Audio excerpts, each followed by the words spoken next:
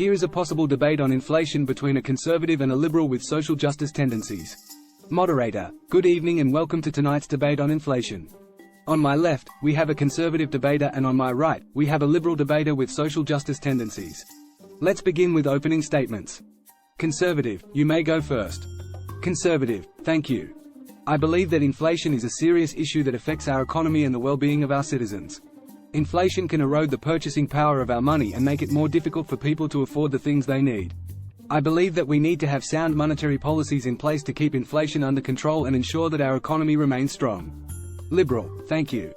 I agree that inflation is an important issue that affects our economy and the well-being of our citizens. However, I also believe that we need to take into account the impact of inflation on different groups within our society. Inflation can disproportionately affect low-income and marginalized communities, making it even harder for them to make ends meet. We need to have policies in place that address these inequalities and ensure that everyone has a fair chance to succeed. Moderator: thank you both for your opening statements. Let's move on to the first question. How do you propose we address the issue of rising inflation in our economy? Conservative: I believe that we need to focus on sound monetary policies to keep inflation under control. This means keeping interest rates at appropriate levels and ensuring that the money supply is not growing too quickly.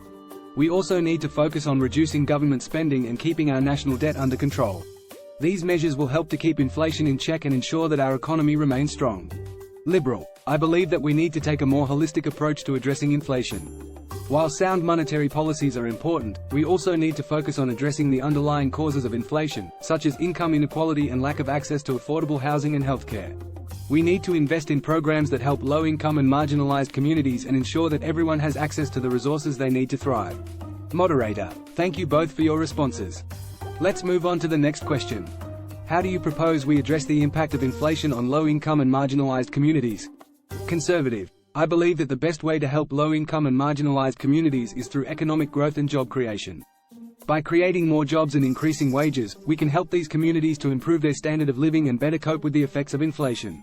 We also need to focus on reducing regulations and taxes to make it easier for businesses to grow and create jobs. Liberal: I believe that we need to take a more direct approach to helping low-income and marginalized communities cope with the effects of inflation. This means investing in programs such as affordable housing, healthcare, and education, as well as providing targeted assistance such as food stamps and rent subsidies. By providing these resources directly to those who need them most, we can help these communities to better cope with the effects of inflation. Moderator: thank you both for your responses.